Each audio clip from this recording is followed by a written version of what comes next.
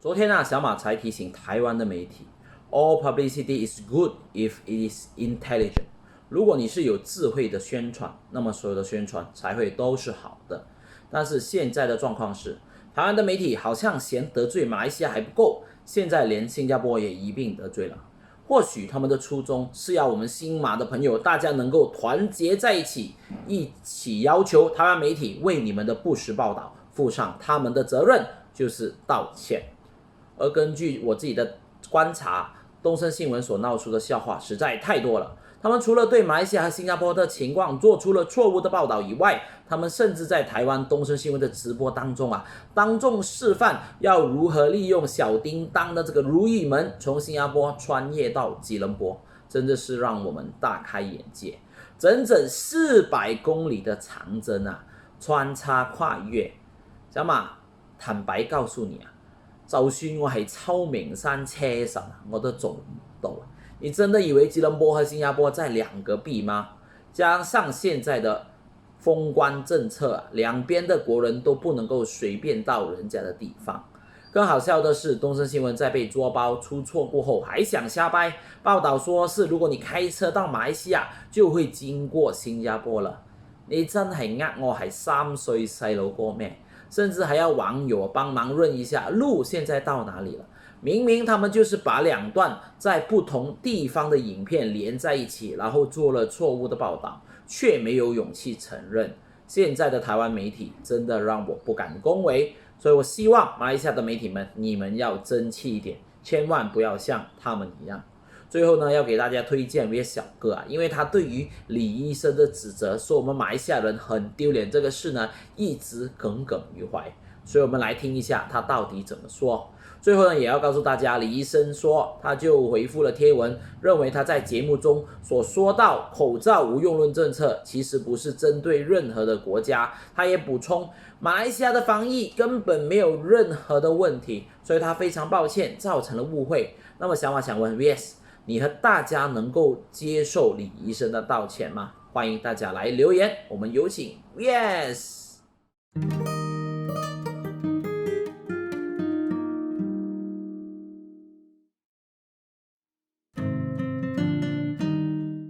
姓李的医师你还是别当了，干脆当个八卦名嘴算了。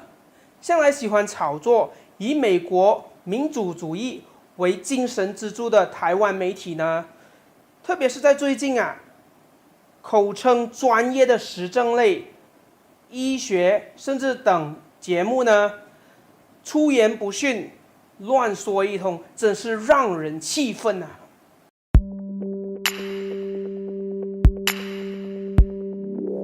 大家好，没想到继李正浩之后呢，竟然还有人为了红讨收视率，而又在玩抹黑游戏了。难道现在当医生只是会在节目里讲是非吗？现在不是应该借着节目的影响力来为抗疫向民众献策吗？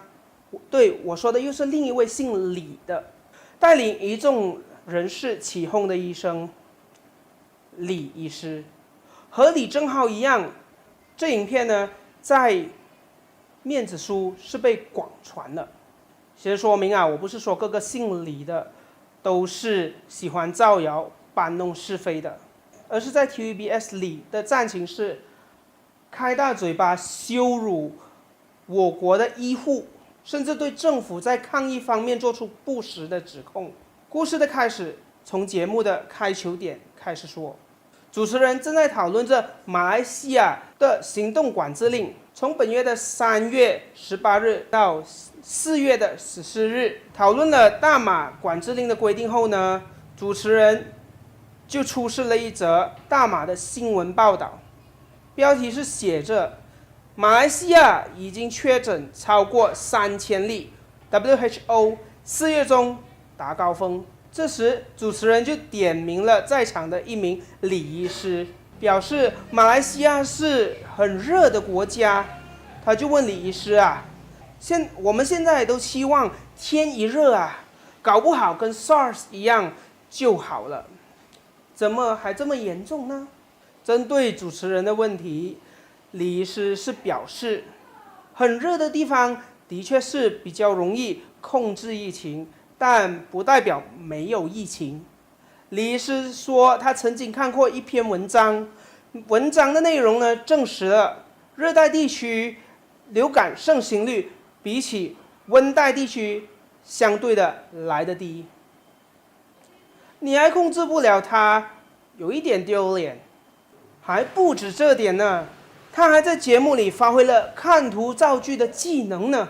他说他看见荧幕里马来西亚的画面，说道：“哎，他们没戴口罩嘞。”他说他们是英美派的啦。然后主持人还补说一句：“当然，他们是英国的殖民地。”然后呢，他补充说：“很热，戴口罩不舒服也有关系。”然后这里医师还说，没戴口罩对抗病很危险，然后你说不定可以减少病死的人，可是饿死渴死的人可能更多。好，他的话我就说到这里了，我就抛出3个论点来回敬他这位老人家。第一，热带地区的确是对抗流行性感冒是有助力的，但是成效不是绝对的哦，不是一成不变的 bug 嘛，它不像细菌，可能变强。就算一个地方对它不利，但并不代表说没有对它有利的因素存在啊，而且它能在人体里适应，并让相应的细胞产生便捷。看见症状一直在增加，你就知道它的威力有多强了。第二，他说我国的人没戴口罩，你知道封国前我的国家的人民已经做足了准备吗？口罩、消毒液，甚至是酒精洗手液都已经买好了，甚至还导致过断市呢。还说什么英式美式的卫生防护本来就只有一式嘛，那只是个基本意识啊。顺道纠正一下那名嘴主持人，我们马来西亚不再是英殖民地了啊！拜托，你是从哪个年代穿越来的？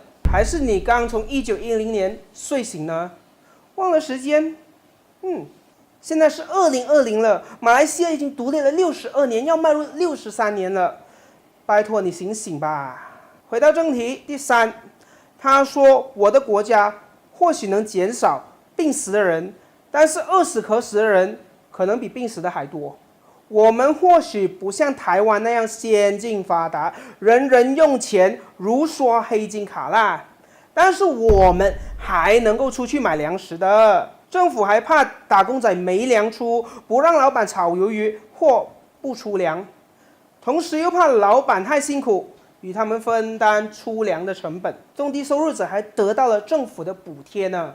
话说你家蔡娘娘应该比我们待你们更好吧？这里不怕饿死，因为外面的茶室、饭店还是有开的。虽然只限打包回家，但炸厨房一族根本不用焦虑，电水供应还是有的。而且在这危难时刻呢，还有折扣呢，又不是第3世界大战，饿死渴死，不用担心吼。我们这里只希望病死的几率变少，康复的人变多而已。乖，记得你是一名医师啊，别再为全球抗疫添乱了，好好的做你的儿童科医师吧。至于道歉，那看你肯不肯咯。今天我刚刚又在同样的节目里看到他们在调侃别人了。之前我说搞穿越的那个主持人啊，今天又出来威了，说新加坡一天增加120例确诊案例，连2天创新高。主要是新加坡的一些移工啊，他们被说是有群聚感染的，累计确诊破1000了。然后说新加坡的人口没多少，然后他说新加坡的学校和非必要场所呢都关闭了。他引以为傲的说啊，全世界只有6个地方没有关闭学校的，而台湾呢是其中一个。好了，这里我想补充说，现在不是论输赢的时候好吗？人是拿命拼着来救的，人口多少，确诊案例有多少，对医护人员来说都是一个挑战啊！